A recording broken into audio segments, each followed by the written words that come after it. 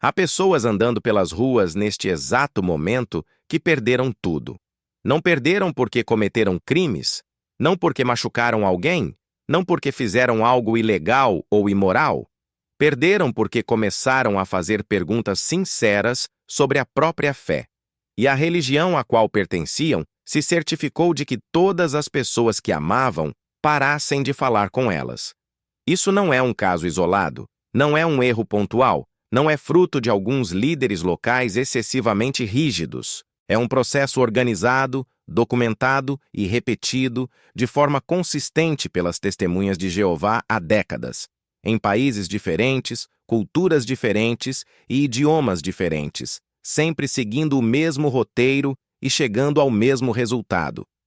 Pessoas dedicadas, honestas e comprometidas acabam isoladas, rejeitadas e, em muitos casos, completamente separadas da própria família. Neste episódio do canal História de Lealdade, o objetivo é mostrar como esse processo funciona na prática. Do primeiro questionamento feito de boa fé até o silêncio absoluto que se instala quando todas as ligações param de chegar. Quem passou por isso vai reconhecer cada passo com precisão desconfortável. Quem nunca viveu pode ter dificuldade em acreditar. Mas isso está acontecendo agora, enquanto este vídeo é assistido. Tudo começa com uma promessa muito específica. Quando alguém tem o primeiro contato com as testemunhas de Jeová, o discurso não é de obediência cega. Pelo contrário, a abordagem gira em torno de investigação, estudo pessoal e exame cuidadoso das Escrituras. A pessoa é incentivada a abrir a Bíblia, conferir os textos, estudar por conta própria. A frase, "não confie apenas na nossa palavra", é repetida com frequência. A ideia transmitida é a de que a verdade não teme perguntas e que a fé precisa ser construída de forma consciente. Essa abordagem funciona justamente porque soa como honestidade intelectual. Para quem está chegando, parece uma comunidade segura, aberta e confiante do que ensina. No início, fazer perguntas é bem visto. Estudar mais é elogiado. Demonstrar interesse profundo é interpretado como maturidade espiritual. Existe acolhimento, existe sensação de pertencimento e existe a impressão genuína de que aquele é um ambiente onde a verdade vem antes de tudo. O que não é dito nesse primeiro momento é que esse convite à investigação tem um destino específico. As perguntas são permitidas desde que conduzam às respostas que a organização já definiu como corretas. O espaço para a investigação existe apenas dentro de limites que nunca são explicados claramente. Não há um aviso dizendo onde a linha está. A pessoa só descobre que cruzou o limite depois que já está do outro lado. Perguntar por que um versículo é interpretado de determinada maneira costuma ser aceitável. Mas perguntar se essa interpretação pode estar errada muda completamente o cenário. A partir desse ponto, a atmosfera se transforma com rapidez, e a mudança é coordenada demais para ser coincidência. Ela segue um padrão. O primeiro sinal raramente vem como ameaça. Ele aparece como preocupação. Um ancião se aproxima depois da reunião. Um amigo antigo liga só para conversar. Um familiar demonstra cuidado. As palavras são sempre suaves e carregadas de afeto. Alertas sobre leituras perigosas, sobre informações que podem prejudicar a fé, sobre pessoas que tentam afastar membros da organização. Tudo soa como zelo espiritual. Para quem está ouvindo, isso gera confusão. A pessoa sabe que não leu nada proibido. Estava lendo a própria Bíblia, publicações antigas da organização, registros históricos.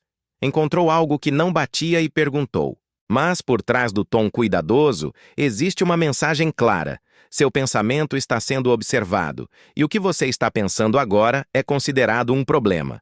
Esse é o ponto em que muitos ex-membros descrevem a primeira rachadura interna, porque até ali havia confiança plena. A vida social, emocional e espiritual estava toda construída dentro daquela comunidade. Agora, com delicadeza, estão dizendo que a capacidade de perceber incoerências é espiritualmente perigosa. É nesse momento que surgem os rótulos, ainda que de forma discreta. A pessoa passa a ser vista como espiritualmente fraca, influenciada por ideias externas, arrogante. E há um rótulo específico que carrega um peso enorme dentro da organização: pensador independente. Fora dali, isso seria um elogio. Dentro, é um sinal de alerta.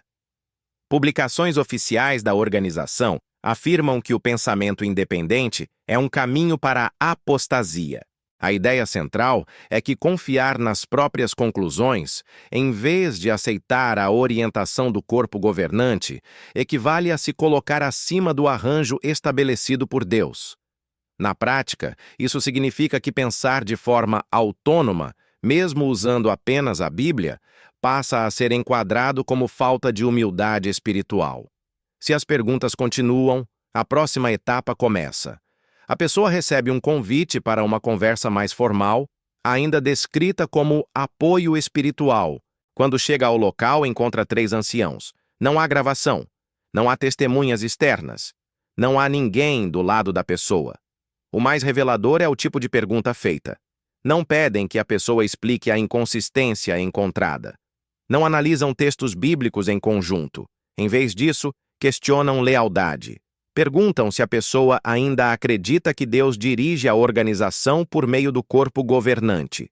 Perguntam se aceita o escravo fiel e discreto como canal exclusivo. Perguntam se está disposta a se submeter à organização.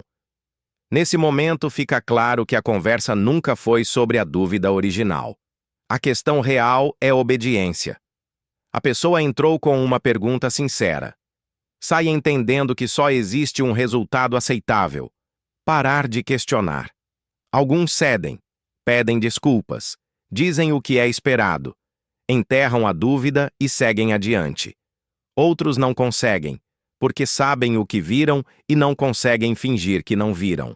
Antes mesmo de qualquer decisão oficial, algo ainda mais doloroso costuma acontecer. O ambiente social começa a se reorganizar silenciosamente. Pessoas se afastam sem explicação. Conversas diminuem. Convites desaparecem. Mensagens demoram cada vez mais para ser respondidas. Ninguém diz abertamente o que está acontecendo, mas o padrão se repete com precisão. Esse afastamento ocorre porque sinais foram dados de forma indireta. Não há, na maioria dos casos, ordens explícitas, mas todos entendem o código. A pessoa passou a ser vista como espiritualmente perigosa, e como a associação com alguém assim pode trazer consequências, o distanciamento acontece quase automaticamente. O mais cruel dessa fase é que nada oficial ocorreu. Não há decisão para contestar, não há defesa possível. A pessoa simplesmente vai deixando de existir socialmente. Para muitos, essa dor é insuportável. Voltam, se submetem, dizem as palavras certas e são recebidos novamente com calor. Para outros, o processo formal segue adiante. O comitê judicial é formado por 3 anciãos. Não há advogado, não há gravação oficial, não há supervisão externa. As acusações raramente envolvem comportamento moral, quase sempre envolvem lealdade. Causar divisões, ensinar ideias contrárias, não se submeter ao arranjo teocrático. Essa última é a mais direta. Arranjo teocrático significa hierarquia. Não se submeter significa não obedecer. Quando a decisão é anunciada, uma única frase é dita do púlpito, sem detalhes, sem explicações. Todos sabem exatamente o que fazer, param de falar com a pessoa, e isso não se limita à congregação, se estende à família. Pais, irmãos, filhos aprendem que manter distância emocional é um ato de fidelidade a Deus. A organização ensina que esse afastamento é um gesto de amor, que a dor é intencional, que o sofrimento deve levar ao arrependimento. O que muitos ex-membros descrevem, no entanto, é algo parecido com um luto sem fim. As pessoas continuam vivas, mas inacessíveis. É como ser enterrado vivo. A pergunta inevitável é por que uma organização que afirma ter a verdade responde a perguntas honestas com isolamento, em vez de respostas. A resposta aparece quando se observa o histórico. A organização fez previsões específicas que não se cumpriram. O ano de 1975 é o exemplo mais conhecido. Expectativas claras foram criadas. Decisões de vida foram tomadas. Quando nada aconteceu, a responsabilidade foi diluída. Se líderes podem errar em algo tão grande, a autoridade absoluta se enfraquece. E se a autoridade se enfraquece, o sistema inteiro fica ameaçado.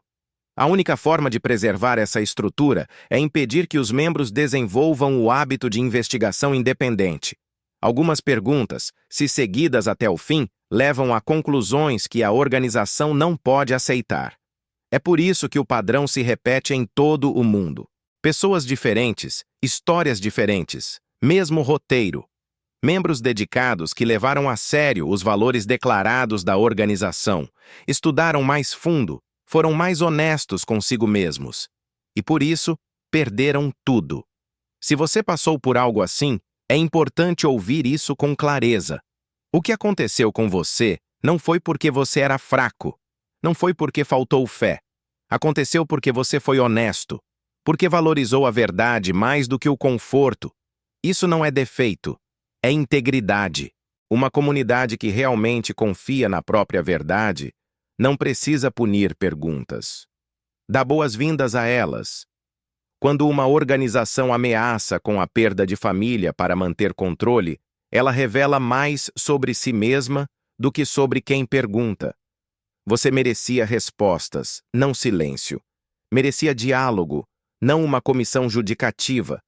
E sua família merecia amar você sem medo. Nada disso foi certo.